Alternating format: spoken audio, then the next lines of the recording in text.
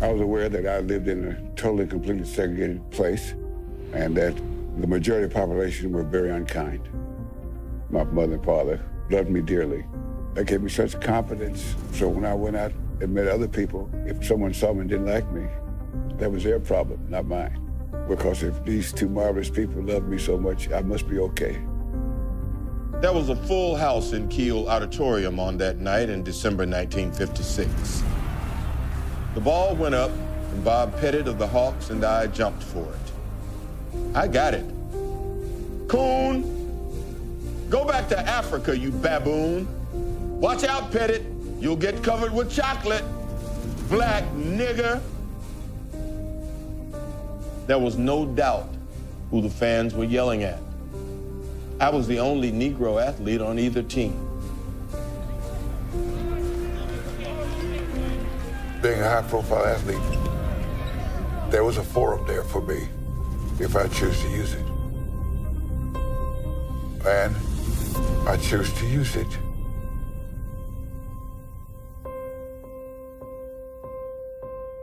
Bill Russell may forever stand alone, but he's never walked alone.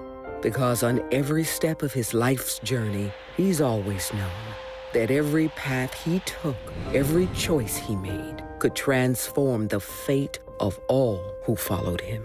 Russell was a guy who called himself black. That was an offensive term when I grew up. But Russell called himself black and was proud of it. At a time when teams were still traveling through cities that practiced Jim Crow, Bill was someone who stood up and insisted on dignity. And he was willing to speak out. I left the hotel and I went to a restaurant down the street. The proprietor asked me what I wanted. I said, "This is a restaurant, isn't it?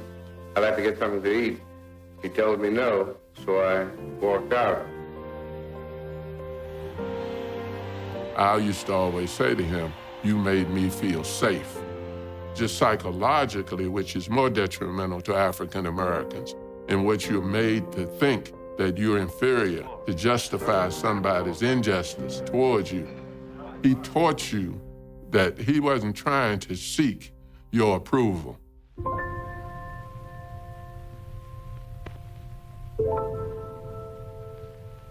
His philosophy was simple, but resonated powerfully. Never lose your sense of self-respect. Always consider what may be bigger than yourself. And when the civil rights movement grew in the 1960s, that way of looking at the world was all the more important.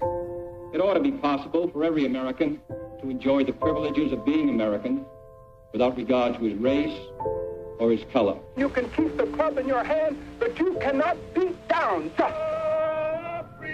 Race has nothing to do with it. It's like being tall or being short or being fat. It had nothing to do with it, but at this point in the history of our country, it does have something to do with it. The problem that Bill saw was the fact that most white people don't see the ugly things that black Americans have to deal with, so they don't understand. And most white Americans don't believe it could have been that bad, but it was. 15 minutes past midnight, Evers got out of his car beside his home in a Negro residential area. A sniper fired a single shot. He died within an hour at a Jackson hospital.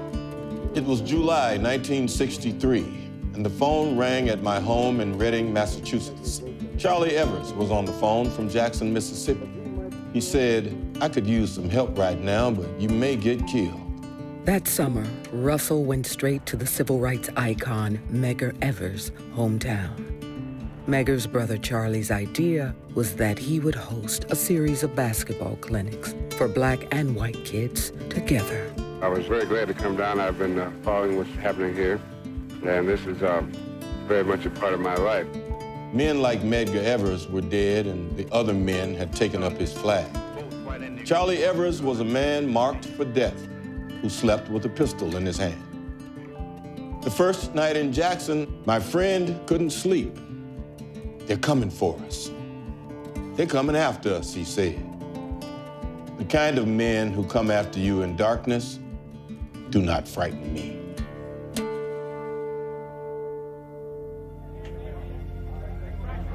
See, Russell didn't wait until he was safe to stand up for what was right. Russell did that in the midst of winning 11 championships. He represented things that were right while he had something to lose. A few young people here that would like to be president of the United States. If you'd like to, don't give it up. You don't have to give it up. The gift someone like Bill Russell gave to somebody like me is an expectation that, yeah, there's nothing I can't do. And I don't have to shrink myself or think that there's a ceiling to what I can accomplish. I have a dream. He stayed on the front lines of the unrest later that summer, joining Martin Luther King and hundreds of thousands of others in the March on Washington. One big voice, which was to say, we are dissatisfied. As the 60s continued, he continued to stand tall alongside his peers, proudly, loudly, defiantly. Came out of friendship to Muhammad Ali. And in 1966, he made another kind of history, becoming the Celtics player coach. Brad, any final words of advice to the new coach? Win! The first black head coach in any of the 4 major sports leagues.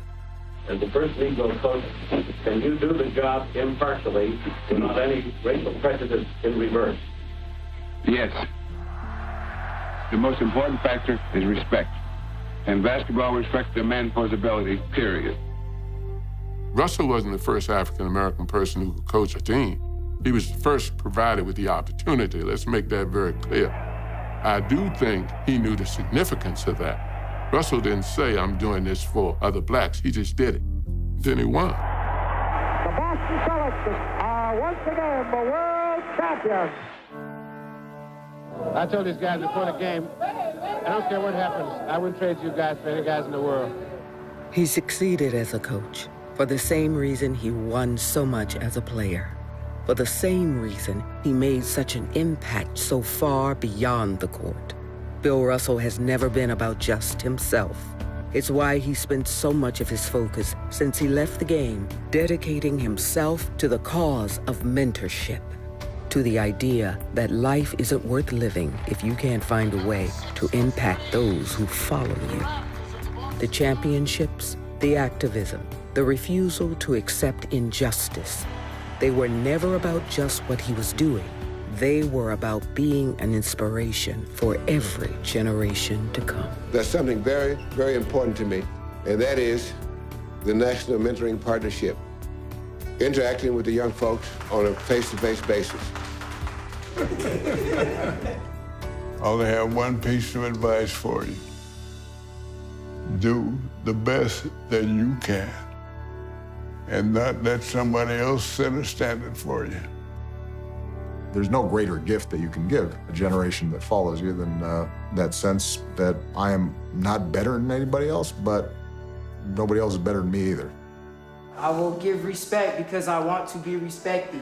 I will give respect because I want to be respected. I will rise because I can. I will rise because I can.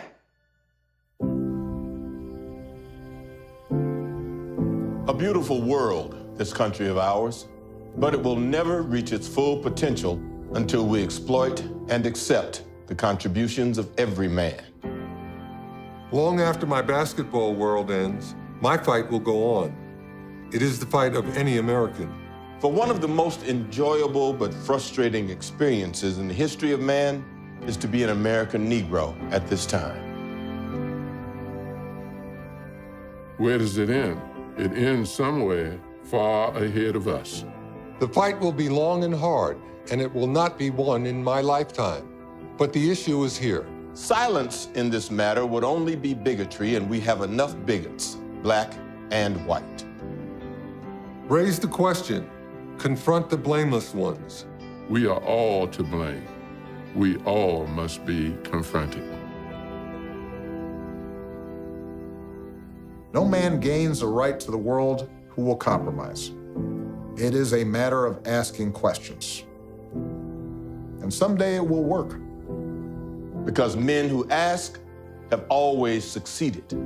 Or been followed by men who have succeeded.